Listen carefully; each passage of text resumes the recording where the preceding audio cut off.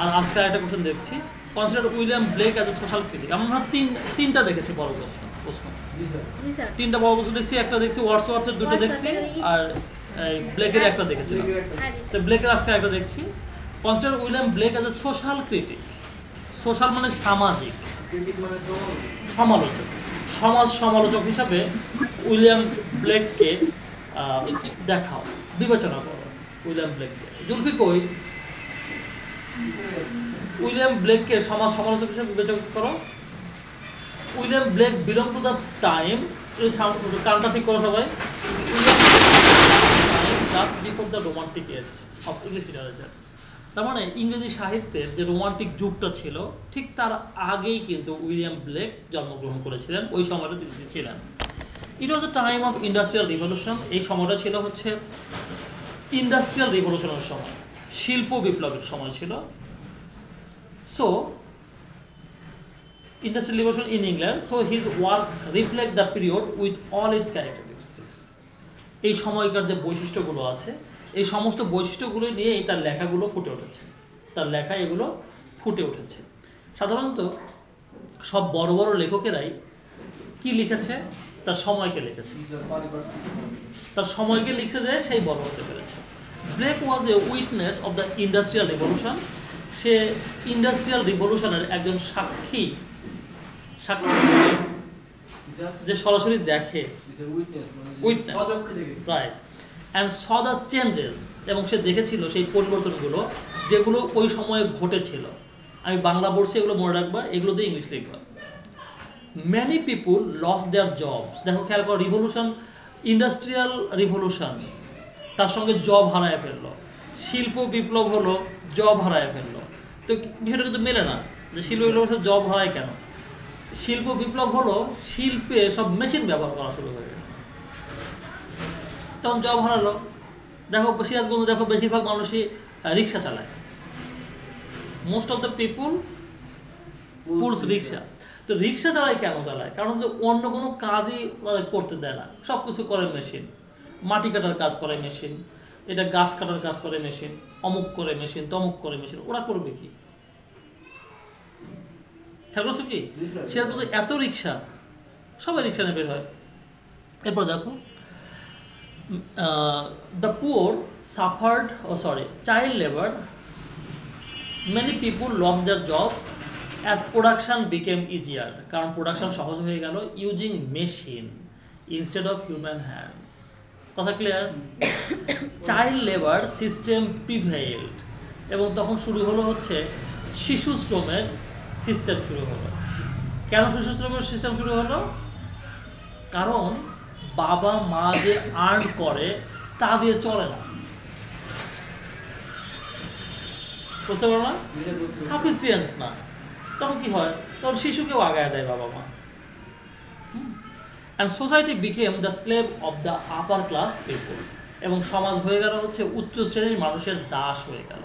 তাদের টাকা আছে, যা বলে তাই, কারণ হচ্ছে যে মানুষের তো টাকা ছাড়া চলবে না, খাবার ছাড়া তো মানুষের চলবে না। দ্য পুয়ার সাফার্ড মাস, গরিবেরা বেশি সাফার করলো। দ্য সোসাইটি বিকেম ম্যাটেরিয়ালাইজড, এবং সমাজ হয়ে গেল হচ্ছে তোমার বস্তুবাদী। বস্তুবাদী, ওই যে কথা বলছিলাম একটা, যে মানুষকে ভালোবাসতে হয় এবং বস্তুকে ব্যবহার করতে হয়, আর উল্টা হয় যেটা বস্তু ব্যবহার করা, বস্তু ভালোবাসে মানুষ আর মানুষকে ব্যবহার করে। There was no room for emotional feelings, এখানে কোনো ইমোশনাল ফিলিংসের কোনো দাম নাই। কার চোখের পানি পড়লো, কার কি হলো, কার রক্ত ঝরলো, এটা কেউ দেখে না।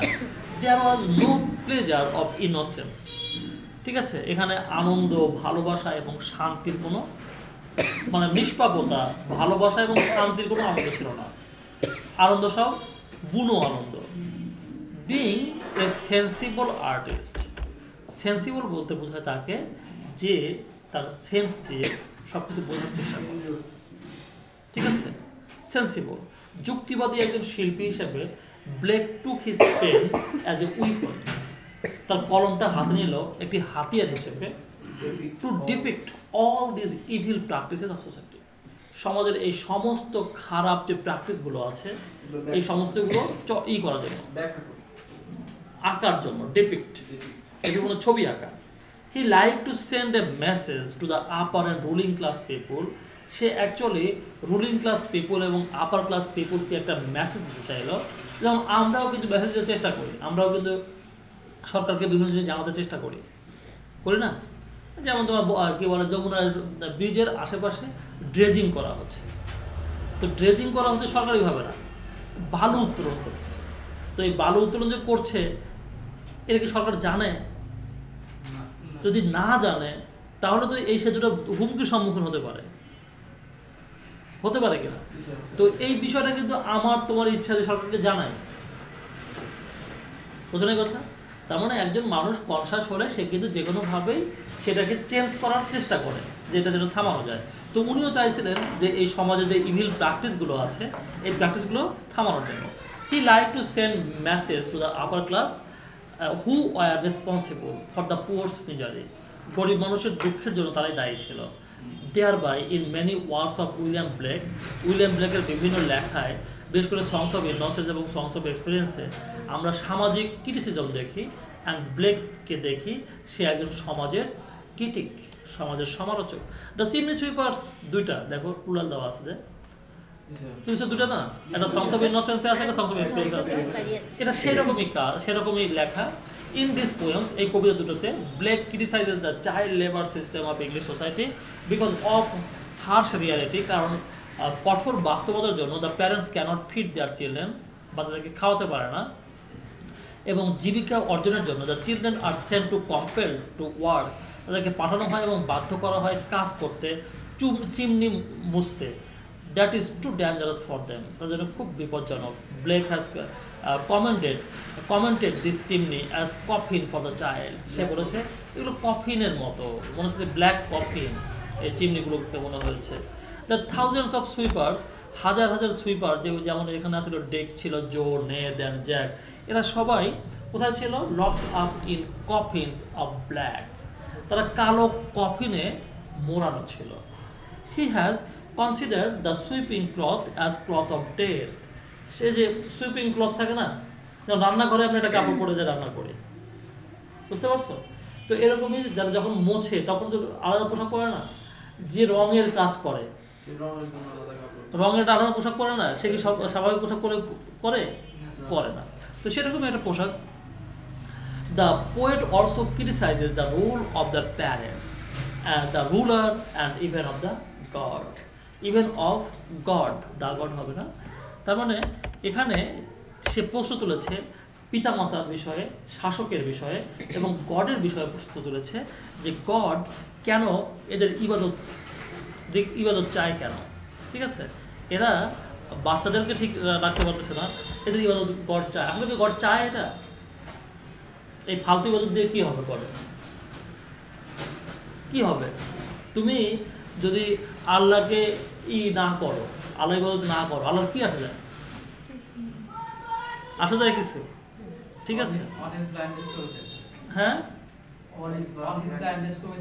হ্যাঁ হ্যাঁ হ্যাঁ একটা বিষয় কি, যে আমাকে যা করতে বলছে আমার যেটুকু করা সেটা আমি করবো। আমি কি আল্লাহর উপকার করতে পারবো কোনো?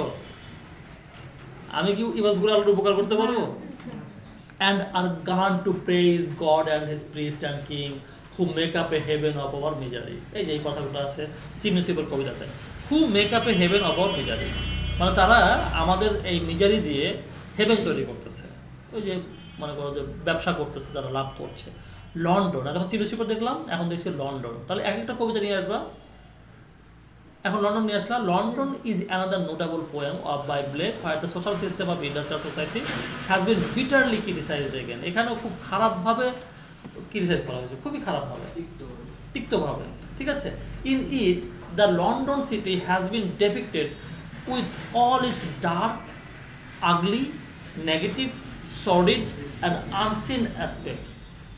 মানে লন্ডন তো চকচকে, আমাদের কাছে মনে হয় লন্ডন খুব সুন্দর, লন্ডন অমুক তমুক, কিন্তু লন্ডনের যে নোংরামি, লন্ডনের যে নেগেটিভ বিষয়গুলো, এইগুলো উনি তুলে নিয়ে এসেছেন। ঠিক আছে, ঢাকা তো খুব চকচকেই, ঢাকা খুব চকচকে। কোথায় চকচকে? সেরাটনে, সোনারগাঁয়ে ঢাকা চকচকে, গুলশানে চকচকে, বরানীতে চকচকে। ঠিক আছে, এই ঢাকা তুমি আগারগাঁও বসেছে যাও, ওখানে চকচকে আছে। তার মানে হচ্ছে তোমার নেগেটিভ বিষয়গুলো কিন্তু এখানে আছে। In the London city has been depicted with all its orgy, বললাম এটা। At the beginning of the poem, কবিতার শুরুতে the poet ironically comments on the city and its river Thames as chartered. উনি বলেন যে এগুলো হচ্ছে চার্টার্ড রাস্তা, চার্টার্ড নদী, চার্টার্ড শহর, চার্টার্ড নদী, টেমস নদীকে বলছেন। চার্টার্ড মানে হচ্ছে তোমার মুক্ত, স্বাধীন। Then he gives account that, account মানে বর্ণনা, কি বলেছে বলো তো বলতো। Then he gives account that while walking through the city street, শহরের রাস্তায় হেঁটে যাওয়ার সময়, হি হ্যাজ নোটিসড ওয়ার্ডিনেস, সে খেয়াল করেছে ক্লান্তি, on the face of the citizen, শহরের নাগরিকদের চোখে মুখে কি দেখেছে, ক্লান্তি দেখেছে। And mark in every face I meet marks of weakness, marks of woe, সেখানে আমি ক্লান্তির দাগ দেখেছি, দুঃখের দাগ দেখেছি, দুর্বলতার দাগ দেখেছি। তারপর মানুষগুলো সবই কেমন জানো, মরা টাইপের। For another time the poet has condemns, here condemns the callousness of society. এখানেও সমাজের যে নিষ্ঠুরতা সেটার কথা বলা হয়েছে। তিনি he has criticise society by presenting the chimney sweepers miserable life, he has criticised war, ওখানে কিন্তু চিমনি সুইপারও আসছে ওই এত লন্ডন কবিতাতে, ঠিক আছে। এবং ওখানে আবার দেখানো হয়েছে ওয়ারটাকে, দেখানো যুদ্ধকে, ওই যে একজন সোলজার দেখানো হয়, যে সোলজারের রক্তটা ঢুকে যাচ্ছে কোথায়, এই কী বলে কিংয়ের বাড়ির দেয়ালের নিচ দিয়ে রক্ত ঢুকে যাচ্ছে, ঠিক আছে। তেমন এখানে ওয়ারকে ক্রিটিসাইজ করা হয়েছে। He criticise lust, malpractice of harlotry, harlotry মানে হচ্ছে বেশ্যাবৃত্তি, বুঝতে পারছো কথা। তো এইটার এই যে মানে ম্যাল প্র্যাকটিস, এই যে মানে অচর্চা, অনচর্চা, এই অনচর্চা দেখায় উনি কি দেখাইছে, লাস্টকে ক্রিটিসাইজ করেছে। লাস্ট মানে হচ্ছে তোমার শারীরিক ভোগ লালসার কে বলা হয় last. The mentioned line suggest the truth, এই লাইনটা বাদ দিয়ে দিছি, অত কিছু লেখা যাবে না। Blake laments the collapse of humanity in London, তিনি ল্যামেন্ট করেছেন মানে বিলাপ করেছেন যে লন্ডনে মানবতা ধসে গেছে। অ্যাটাকস, এবং কি করেছেন উনি, attacks the hollowness of society, সমাজের হলোনেসটাকে উনি আক্রমণ করেছেন। And the helplessness of the church, church মানে গির্জার অসহায়ত্ব। The poem reveals the reality of society, London society is corrupt, দেখেছে যে লন্ডন করাপ্ট। এবং টাইগারে আমরা দেখছি যে মানুষ দুটো বিষয় নিয়ে আলোচনা করে, তার মধ্যে গ্রেট প্রবলেম হচ্ছে evil. Tiger symbolises the ভিগার and energy, মানে শক্তি দেখায় এবং এনার্জিকে বোঝায় প্রত্যেকটা মানুষের মধ্যে। The poem is realistic not only it's description of wild beast's, also in it's symbolic portrait of the terrifying forces that exist within man. মানুষের মধ্যে যে টেরিফাইং ফোর্স থাকে, ভয়ঙ্কর মানে শক্তি থাকে, রূপ থাকে, সেটা দেখানো হয়েছে টাইগারে। Thus Blake's compassionate heart was outraged, ওর যে মানে সমব্যথী মন, কম্প্যাশনেট মানে হচ্ছে সমব্যথী, সমব্যথী বোঝো, এই কিন্তু সমব্যথী বোঝো, অন্যের ব্যথায় যে ব্যথা পায়, ঠিক আছে। হার্ট হ্যাজ আউটরেজ, সে রেগে গেছে তার হার্ট এবং আহত হয়েছে, but the sufferings of humanity, he believed in innocence and loved and innocent, but loss of divine human virtue hurts him much, কিন্তু সে দেখে যে না, মানুষের মধ্যে হিউম্যান ভার্চুটা হারায় গেছে। Though he did not raise his voice like a revolutionary against all this, এই কথাগুলোর এইগুলোর বিরুদ্ধে সে কিন্তু একজন বিপ্লবীর মতো করতে পারতো, আওয়াজ তুলতে পারতো, বিদ্রোহ করতে পারতো, এগুলো কী হচ্ছে কী হচ্ছে, কিন্তু সেগুলো সে করে নাই। He did never remain inactive, কিন্তু সে কখনো ইনঅ্যাক্টিভ থাকে নাই, বুঝতে পারছো।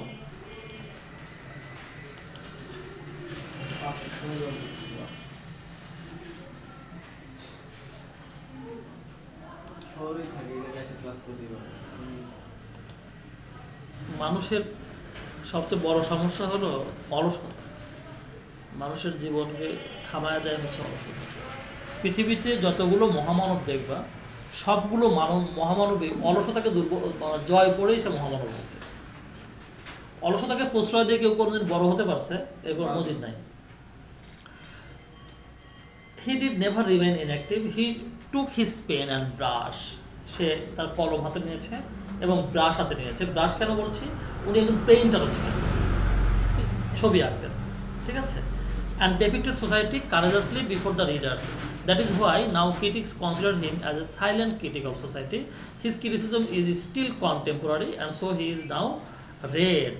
তাকে পড়া হয় more and more, তাকে পড়া হয়, বারবার পড়া হয়, to get the way to reform the society that he wanted to see. উনি যেভাবে সমাজকে দেখতে চাইছিলেন সেইভাবে সমাজকে রিফর্ম করতে আমরাই পড়ি, ঠিক আছে। এরপরে ল্যাম্পটা ভালো করে করা হয় নাই, ল্যাম্পটা পরে পড়াবো ইনশাল্লাহ। আজকে আমরা দেখবো যে এক্সপ্লেনেশন দেখে নেই, খুব গুরুত্বপূর্ণ। He is meek, he is mild, he became a little child. He is meek, he is mild, he became a little child. These lines belong to the famous poem Songs of Innocence, lamb কবিতা থেকে এনে নেওয়া হয়েছে। এখানে এখানে কবি কি করেছে, ওয়ার্ল্ড অফ ইনোসেন্সকে মানুষের কাছ থেকে প্রাণীর কাছে নিয়ে গেছে। শিশু ইনোসেন্ট, তারপর ল্যাম্বের কাছে চলে গেছে, ল্যাম্বো ইনোসেন্ট। তার মানে ইনোসেন্সকে উনি প্রথমে আনছেন কার কাছে, শিশুর কাছে, তারপর নিয়ে গেলেন কার কাছে, ল্যাম্বের কাছে, অ্যানিমালের কাছে নিয়ে গেলেন। যদিও অ্যানিমালসকে মনে করা হয় যে এগুলো তুচ্ছ বা নিম্ন, ইনসিগনিফিক্যান্ট অ্যান্ড বেস। দেখো শেষ লাইনে আছে কি মনে হয়, ইনসিগনিফিক্যান্ট মনে করা হয়, বেস মনে করা হয়। Blake has painted an image of little boy talking to little lamp. আপনারা দেখেছি যে একটা ছোট ছেলে, সে একটা ছোট ল্যাম্পের সাথে কথা বলছে এবং সে বলছে যে স্পিকার বলছে যে সে জেন্টেল, কাইন্ড এবং সফট, এবং অনেক প্রশ্ন করে তাকে। He himself answers his own question. প্রশ্ন করার পরে কিন্তু সে প্রশ্নের উত্তর পায় না, বরং সে উত্তর করে নিজেই দেয়। টিচারটা কি করে, প্রশ্ন করে স্টুডেন্টকে, তারপর সে নিজেই উত্তর দেয়, তাই না। He says that Jesus Christ gives the lamb life and food. সে বলে যে এই যীশু খ্রিস্টই তোমাকে কি দেয়, জীবন দেয় এবং খাদ্য দেয়। Christ also gives the lamp a bright dress and tender voice. ঠিক আছে, ক্রাইস্ট তাদেরকে কি দিয়েছে, একটি সুন্দর পোশাক দিয়েছে এবং সুন্দর কণ্ঠ দিয়েছে।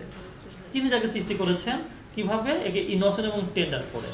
কারণ কি, তিনি নিজেও হিমসেলফ মেক, যীশু খ্রিস্ট নিজেও মেক এবং নিজেও মায়ের, নিজেও ইনোসেন্ট, ঠিক আছে। এবং ক্রিস্টি হচ্ছে lamb, lamb Christ, Christ lamb. He is innocent, kind and mild. His innocence reminds of a child. He becomes a little child. সে যখন শিশু হয়ে যায়, he is sinless and angelic as a child. তার মানে তিনি হচ্ছেন অ্যাঞ্জেলিক এবং সিনলেস। He has the same qualities that both a lamb and a child possess. তার মানে জিসাস ক্রাইস্টের সেই সমস্ত গুণাবলী আছে যেগুলো একটা শিশুর আছে এবং একটা ল্যাম্বের আছে। তাকেও ল্যাম্ব বলে ডাকা হয়, তারপরে শিশুটিকেও ল্যাম্ব বলে ডাকা হয়। He is an incarnation of love and tenderness. সে হচ্ছে ভালোবাসা এবং কোমলতার একজন অবতার। অবতার বোঝো? হ্যাঁ, তার মানে প্রতিমূর্তি। Blake pays a great tribute to God in this poem. সে গডকে এখানে বিশাল একটা সম্মান দিয়েছে। Jesus Christ is an important element of his poetic soul. He always highlights him in his poems. So the Lamb and Christ both are innocent, pure and heavenly.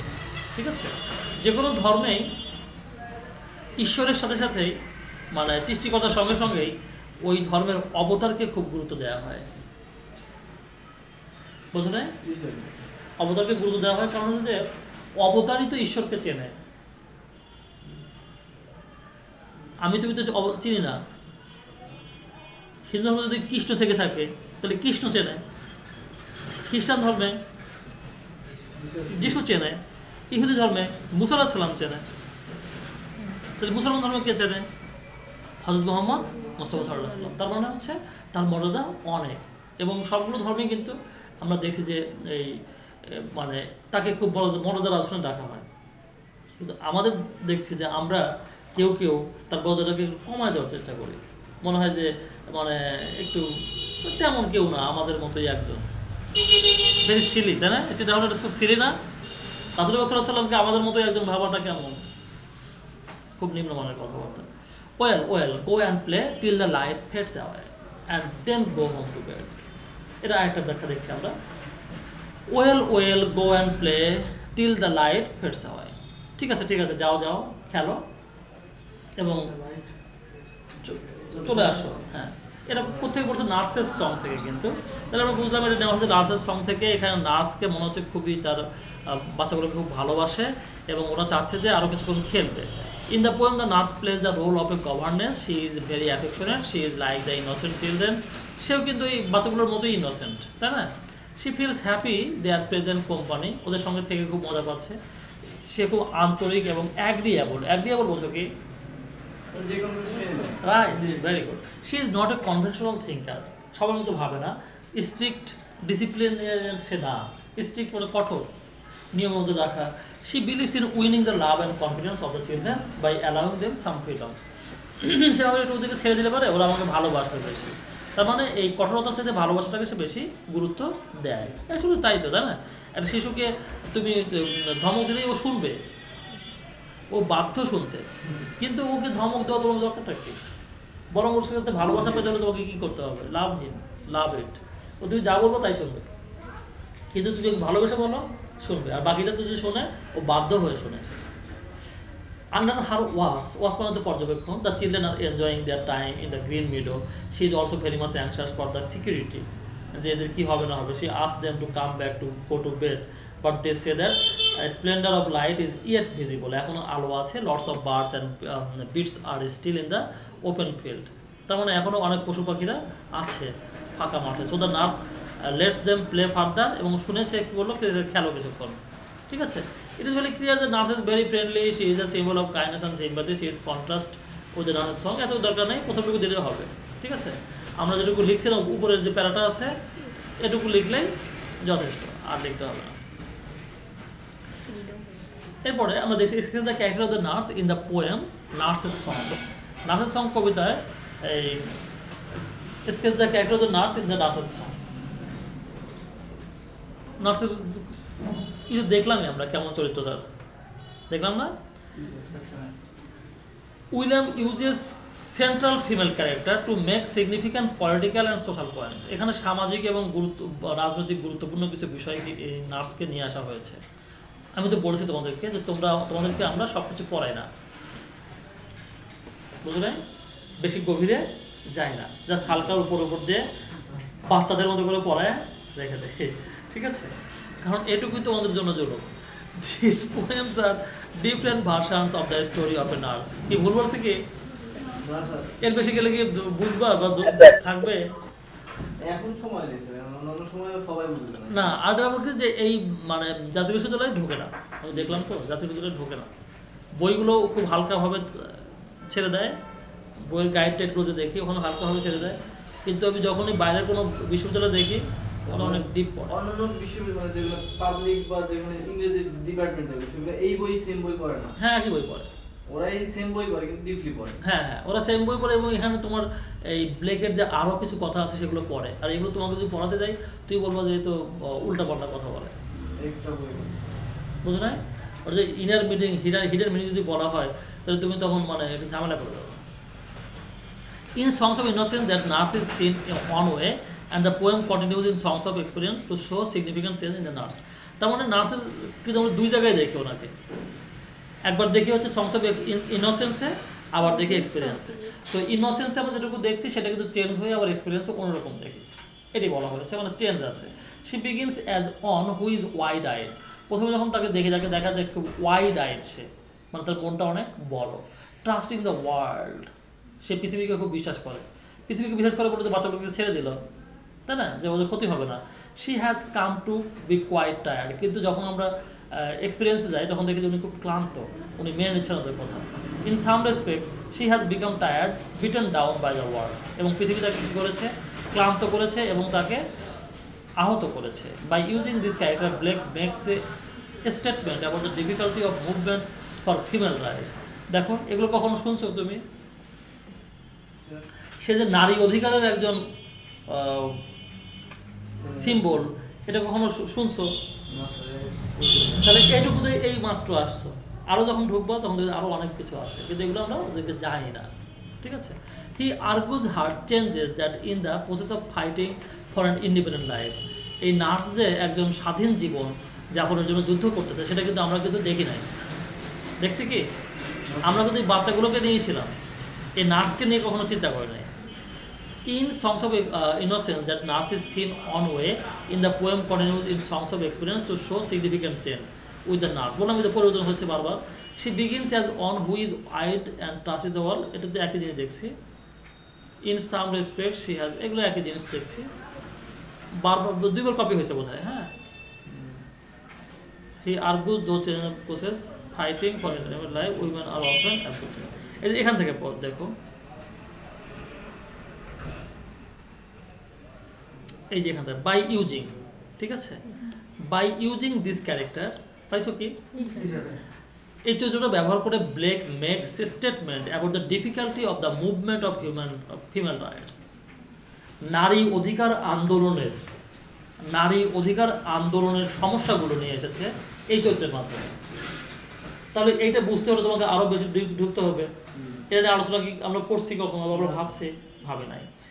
He আর্গুজ through her changes that in the process fighting for an independent life, তার মানে এই independent life, মেয়েরা তো স্বাধীন না, স্বাধীন জীবনের জন্য যুদ্ধ করতে উইমেন আর অফেন অ্যাফ্লিক্টেড, মেয়েরা মাঝে মাঝে আক্রান্ত হয় by the forces of the world, পৃথিবীর শক্তির দ্বারা, which are mostly against them, যেগুলো বেশিরভাগ ক্ষেত্রে তাদের বিপক্ষে দাঁড়ায়, এই শক্তিগুলো তাদের বিপক্ষে দাঁড়ায়, হ্যাঁ না। এরপরে আমরা দেখছি কোশ্চেন, দেখছি এখানে short question. How do the lamb and tiger in songs of experience and songs of innocence represent the two contrary states of the human soul? Human soul, মানবাত্মা, মানবাত্মা না, মানবাত্মা অ্যাকচুয়ালি মানুষ জন্মগ্রহণ করে যখন, তখন তার মধ্যে কিন্তু দুইটা সত্তা থাকে, তাই না? আমরা আস্তে আস্তে কিন্তু যখন বেড়ে উঠি, আমাদের দুইটা হাত না, দুইটা পা, চোখ দুইটা, কান দুইটা, তার মানে আমাদের ভাবনাও কিন্তু দুইটা। বুঝতে পারছো কথা? আমাদের সোলটাই দুইটা, সোলটাই হলো দুই দিকে, হাত দেখো দুই দিকে, পা দেখো দুই দিকে, তার মানে সোলটাও দুই দিকে, একজন যায় ডানে, একজন যায় বামে। তো যদি তুমি ডান হাতটাকে টেনে বাম হাত শক্তিশালী হয়ে যায়, তার মানে তুমি তখন স্বজনের পক্ষে চলে যাচ্ছ। আর যখন তুমি ডান হাতে বাম হাতকে টেনে এই পাশে নিয়ে আসতেছো, তার মানে তুমি স্বজনকে মুসলমান বানায় ফেলছো। বুঝতে পারছো কথা? এই খেয়াল করো, তার মানে দুইটা অবস্থা, মানবতার দুইটা অবস্থা প্রকাশ করেছে কাকে দিয়ে? ল্যাম্পকে দিয়ে এবং টাইগারকে দিয়ে। তো ল্যাম্প হচ্ছে পবিত্রতার প্রতীক। কিসের প্রতীক? নরম, নিষ্পাপতা, কোমলতা। আর টাইগার কি? হার্ড, কঠিন, শক্তি, নির্মমতা, নিষ্ঠুরতা। ঠিক আছে? তো এখানকার প্রশ্ন হয় যে যে ল্যাম্প, যে ক্রিয়েটর ল্যাম্পকে তৈরি করলো, সেই কি তোমাকে তৈরি করলো?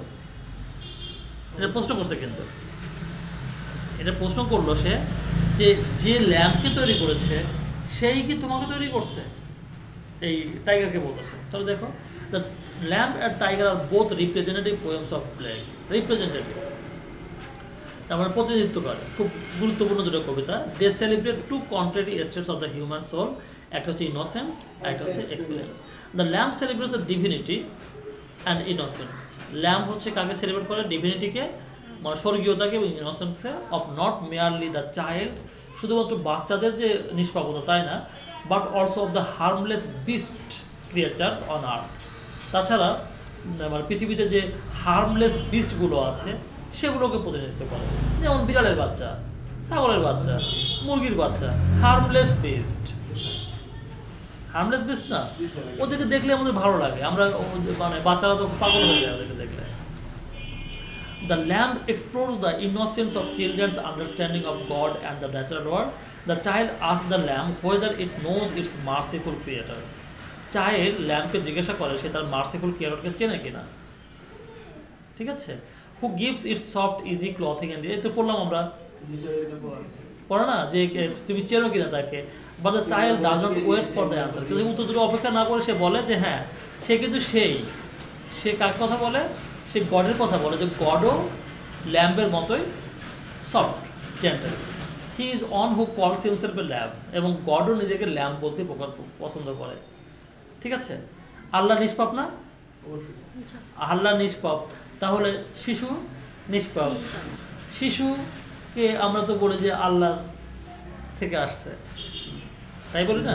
তাহলে আল্লাহ থেকে আসছে মানে সে আল্লাহর ওই নিষ্পাপতাকে নিয়েই আসছে। তারপর আমরা কি বলছি, আল্লাহ শিশু, শিশু আল্লাহ, ওরা ওদের কথা মতো আর কি, এভাবে বলা হচ্ছে। He is meek and mild and comes to earth as a child, এটা বলা হচ্ছে কার কথা? যিশুর কথা। কোনো চাইল্ড হিসেবে এসেছে না, however the child concludes wishing the lamp's God's blessing, সে বলে তোমাকে গড ব্লেস করুক, সে বলে কিন্তু, তাই না? তো এই কবিতায় আরও গুরুত্বপূর্ণ বিষয় আছে। Here the creator is identified with the created, এখানে খুব গুরুত্বপূর্ণ কথা, শেষের কথাটা, creator is identified with created. Identify বোঝো কি? চিহ্নিত করা। না, আইডেন্টিফাই মানে হচ্ছে একই হওয়া, বুঝতে পারো না কথা? তার মানে ক্রিয়েশন, ক্রিয়েটর আর ক্রিয়েটেড একই জন। ক্রিয়েটর আর ক্রিয়েটেড, আইডেন্টিফাই চিহ্নিত না স্যার?